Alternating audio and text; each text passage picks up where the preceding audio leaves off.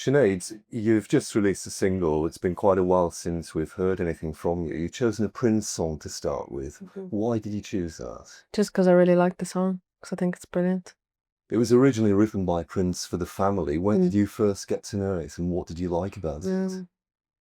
What about, I heard it about a year and a half ago. I mean, I don't know what I liked about it, I just liked it. It's a brilliant song.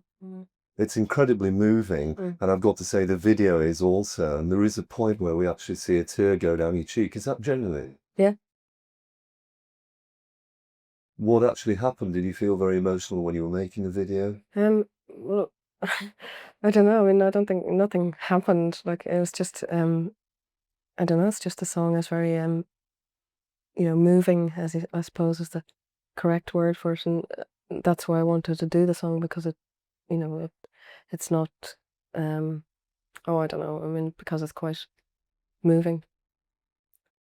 What about your new album that comes out in the springtime? Could you tell us how different that is to Liming the Cobra? I think it's a bit more, it's not as sort of angst, and um, it's much more calm, I suppose. It's far more uh, composed, if you like, and relaxed than the last one was. I like it much better than the last one. Why do you think that is? Because of various changes in your personal life? Yeah, I suppose so. Or just in life in general. I mean, if you know, a lot of the things that I wrote for the first album I wrote when I was very young, I was about 15 or 16. And now I'm an old woman of 23, and I don't feel as angst-ridden as I did when I was 15, you know what I mean? So, So where have you taken your inspiration for the lyrics for this new album from? um, just from life, just from my experiences. So that's where I get my inspiration for everything I write. Do you feel that your life's changed a lot in the past couple of years? Um, yeah, I mean, I think life changes for everybody. Do you know what I mean? What would you say were the main things that have happened to change you? Um, well, that I put a record out, or I went on tour, I had a baby, I got married, I became 23.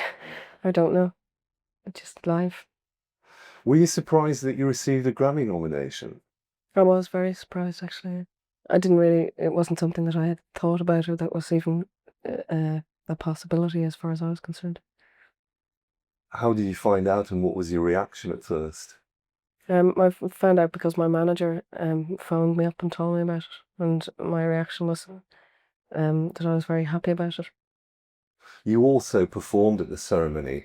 Did you feel comfortable doing that? Yeah, very much so. I didn't feel comfortable with the other bit, the nominations bit. I was very nervous about that, but I wasn't nervous about singing. How do you feel that you're coping with success at the moment? Oh, I don't know. I mean, uh,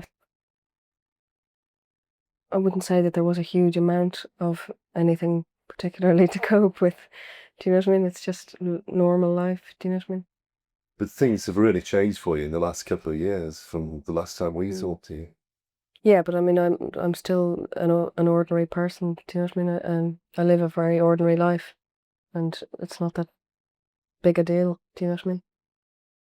Last year, you played your first acting role in a film. What was that like? It was nerve-wracking.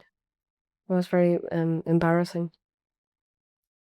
Did it take a lot of getting used to then actually performing as an actress?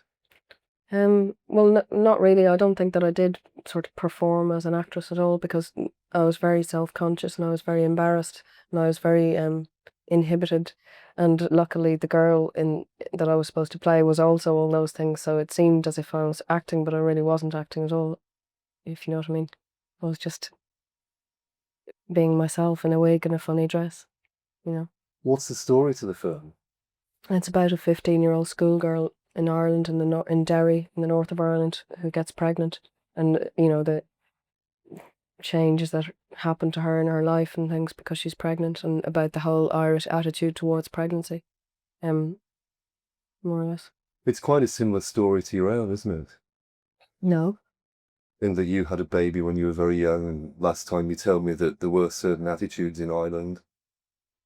Yeah, except I had a baby when I was 20, and I was living in London, and I had enough money to get a nanny, and I had a boyfriend who was living with me, and I wasn't in school, and I was in a society that doesn't look down on pregnancy as much as Ireland does. So I don't think you can compare that to a 15-year-old girl who has no money and no boyfriend and no support from anybody. You know what I mean? I think I was in very nice circumstances compared to those girls.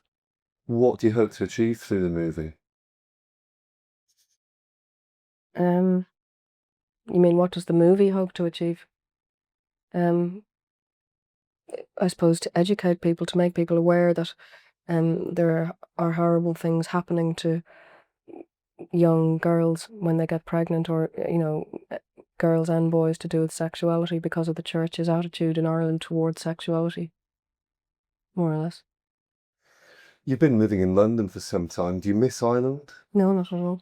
No. Well, I like London a lot. You were telling me earlier on that you went back for New Year's Eve. Isn't that quite emotional for you when you actually go home and see your friends and your family? No, because I left Dublin years ago when I was 17, and I've more friends here now than I had when I was in Dublin. Do you know what I mean? So London is my home, and I miss London when I go to Dublin. Do you know what I mean? So I mean, I have a laugh when I go to Dublin and my family are there, and I like to see them. But I don't. London is my home.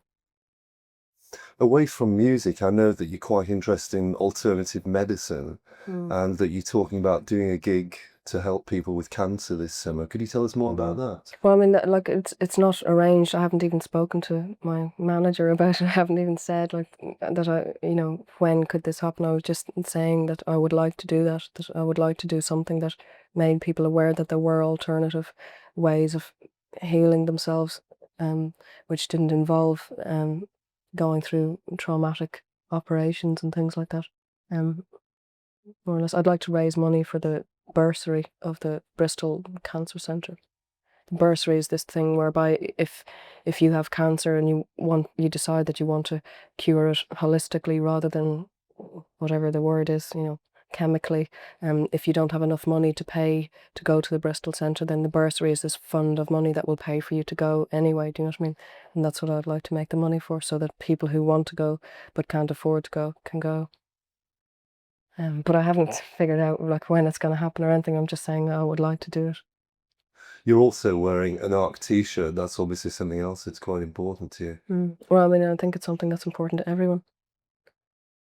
Are you doing anything to help that cause? Well, I'm wearing the t-shirt. I mean, my attitude, I suppose everyone's attitude is what helps the cause. Do you know what I mean? I don't think that, I don't know whether there's anything you can do as such except change your life.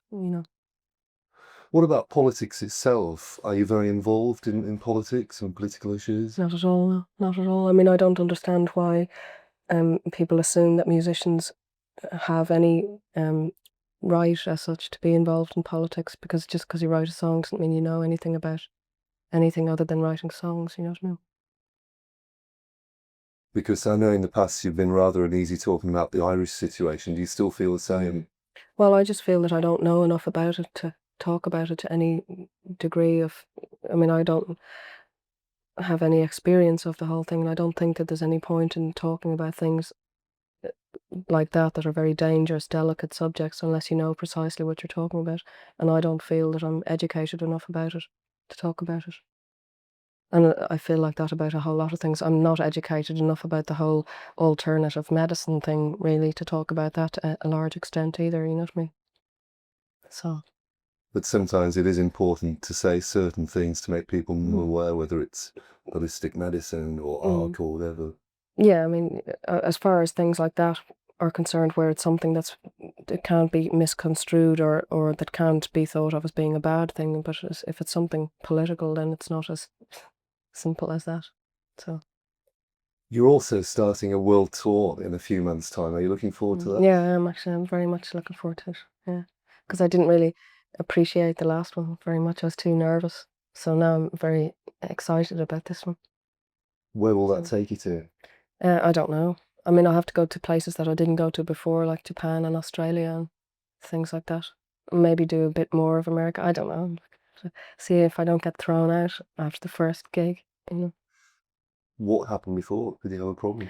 No, it was just that it was my first tour, and it was very nerve-wracking, and I was suddenly thrown into this situation where I was doing press conferences, like, and there was all this huge thing happening, and I didn't understand what was going on, and I was very nervous, and the idea of going on stage and singing was fine, but I was very nervous about, that I thought it was a great big deal if I didn't sing every note in tune, and it would make me think afterwards, that I'd ruined the whole gig or whatever, and I should really have just had fun and realized that it was a brilliant experience and that I would never have that experience again. Do you know what I mean? That it was your first thing. It's not something you can experience. So this time I'm going to have a laugh. Will you take your baby with you? Yeah, if I can, definitely. How do you feel about that? How do you mean? How do you actually feel about taking your baby with you and all the traveling and sort of being a mum as well as a performer and working and everything? Fine.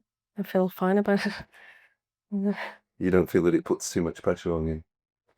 um, I don't think that a child is pressure. Do you know what I mean? I think it eases pressure because it reminds you that you're an ordinary person and that you have responsibilities and that, you're not a rock star and that the whole idea of all that stuff is very false. Whereas, what you really are as a woman and a mother and a person and a wife and everything else, you know what I mean? To other people, though, that do regard you as a rock star, do you feel slightly uncomfortable with that tag?